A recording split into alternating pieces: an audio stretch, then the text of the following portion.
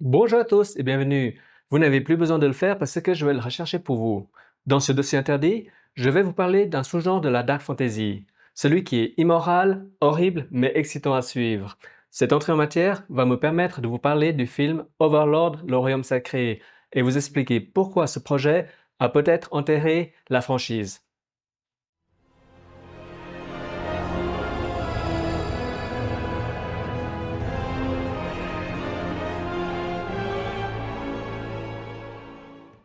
Dans les mangas, je lis un peu de tous les genres, mais la fantasy japonaise est parmi mes préférés.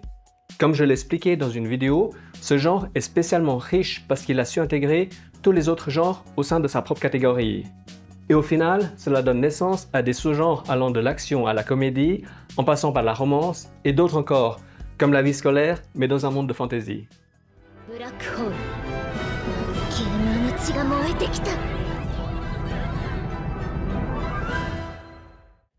Pour cette vidéo, je vais aborder le sous-genre Dark Fantasy Mao. Mao désigne en japonais un roi démon ou un seigneur du mal. La particularité de ce type de manga est que le personnage principal n'est pas le héros, mais l'antagoniste majeur, qui va chercher à étendre son territoire et son pouvoir pour détruire le royaume adverse. L'intérêt de ces histoires se tient souvent dans le charisme de ces antagonistes malgré leur nature maléfique. Le roi sorcier dans Overlord illustre bien ce type d'anti-héros. En plus de sa puissance écrasante, il possède un charisme, une prestance et une voix qui rassure et influence les foules. De plus, le culte aveugle que lui vouent ses lieutenants, combiné à ces éléments, peut évoquer des dynamiques proches du fascisme. En revanche, pour rendre ce type de personnage plus acceptable, les auteurs opposent souvent les Mao à des adversaires avec une morale encore plus discutable, ce qui permet de sauver l'honneur du protagoniste.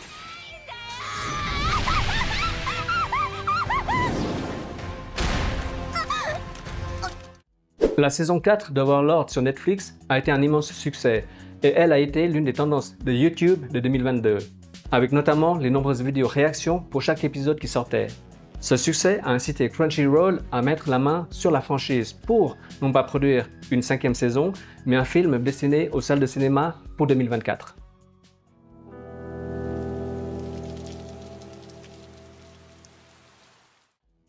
Et là, si vous connaissez un peu Internet et les réseaux sociaux, vous voyez venir le risque du projet. Pourquoi? Parce que l'histoire nous a déjà montré que ce n'est pas parce que quelque chose fonctionne en tendance qu'il va forcément cartonner au cinéma. Par exemple, ce n'est pas parce qu'un acteur ou une actrice est suivi par 10 millions d'abonnés sur Instagram qu'il va forcément faire 10 millions d'entrées.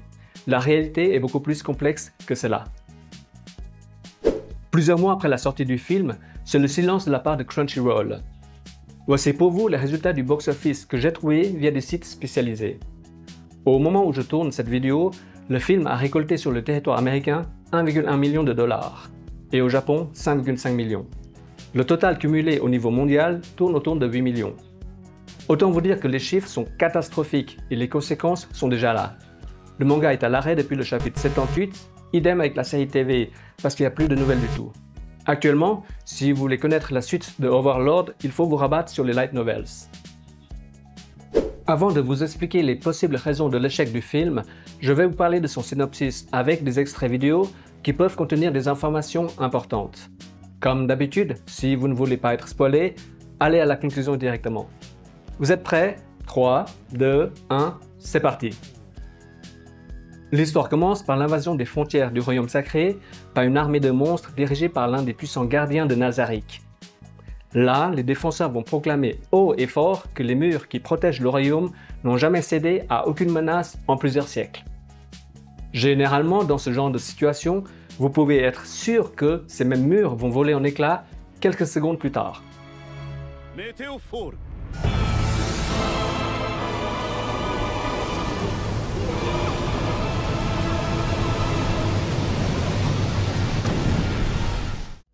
Ensuite, l'histoire fait un bond en avant et nous découvrons la capitale du royaume complètement assiégée. Nous assistons à un combat désespéré entre Remedios, la chef de l'ordre des paladins, contre un puissant démon de feu. Malgré sa détermination et sa force, c'est un échec. La capitale chute et les pertes sont désastreuses.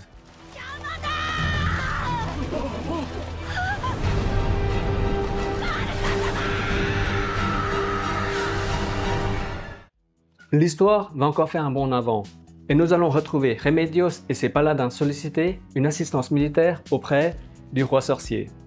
Ce qui veut dire demander de l'aide auprès de l'instigateur de l'invasion. Et si vous connaissez le protagoniste de l'histoire, vous savez qu'il va toujours demander quelque chose en échange de son aide. Et c'est ici que le piège va se refermer sur les paladins.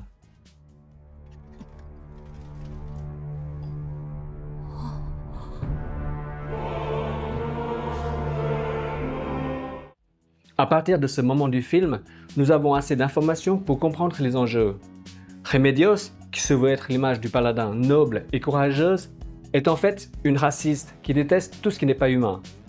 On comprend aussi que si elle accepte de s'abaisser à demander de l'aide à un non-humain, c'est pour sauver la souveraine du royaume sacré, et que si le roi sorcier devait périr dans la bataille, cela arrangerait beaucoup de monde.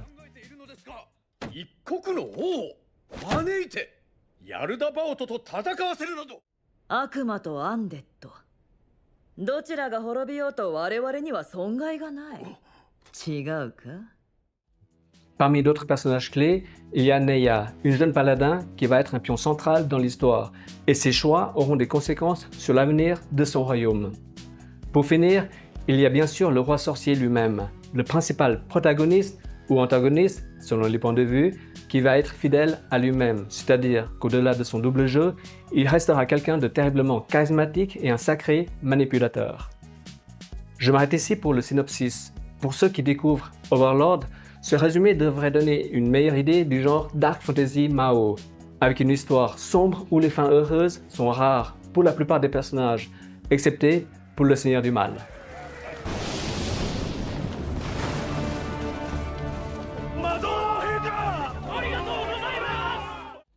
Je vais séparer cette conclusion en deux parties. Une positivement pour vous parler des qualités du film et une négativement pour vous expliquer les raisons de son échec au box-office. Parmi les points positifs, c'est le sang qui est clairement montré à l'écran avec quelques passages gore. Après, c'est aussi ça Overlord. Jusqu'à présent dans la série TV, la mise en scène était retenue ou suggérée parce que le diffuseur mettait son holà. Dans ce film, ce n'est plus le cas, et c'est tant mieux parce que nous nous rapprochons plus du light novel en termes de violence physique mais aussi psychologique. Parmi les points positifs aussi, c'est que contrairement à la série TV, il n'y a plus de temps mort. C'est assez direct et tant pis si les personnages ont parfois l'impression de se téléporter d'un point A à un point B.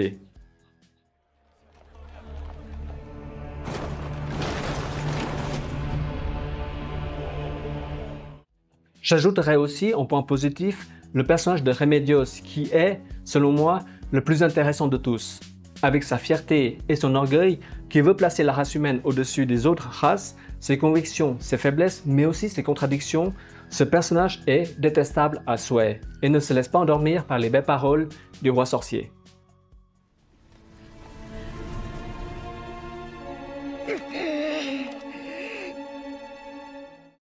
Du côté des points négatifs, j'ai envie de dire, c'est quoi ça? Annoncé en grande pompe comme un film d'animation, Overlord le Royaume Sacré fait à peine mieux que les niveaux techniques d'une série TV. Oui, visuellement c'est agréable, mais j'attends un meilleur travail sur l'animation. Idem aussi sur l'utilisation de la 3D, qui n'est pas digne d'un film.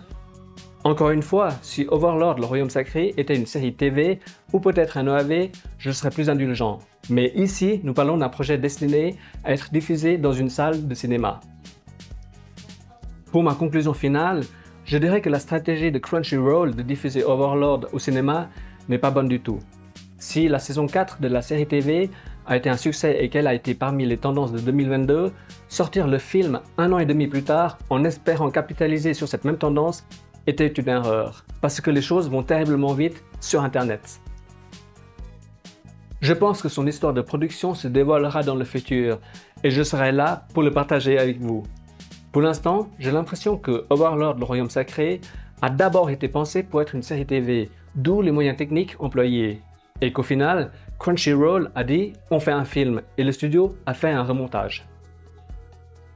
La meilleure stratégie aurait été de diffuser la série TV sur leur plateforme de streaming et par la suite sortir un OAV remonté en Director's Cut pour justifier les scènes non censurées. Quoi qu'il en soit, l'histoire est faite et le mal aussi. Avec environ 8 millions de dollars de recettes au box-office mondial, la franchise Overlord va dormir pendant un bon moment. C'est dommage. Voilà, nous arrivons à la conclusion de cette vidéo. Si vous connaissez le film ou les light novels, dites-moi ce que vous en pensez de cet arc. Est-ce que Crunchyroll a fait le bon choix d'en faire un film ou une série TV aurait été mieux? N'hésitez pas à me dire ce que vous en pensez dans les commentaires. En attendant, le prochain thème de la prochaine vidéo sera sur l'éducation. Sur ce, je vous dis à bientôt et prenez soin de vous, c'est très important.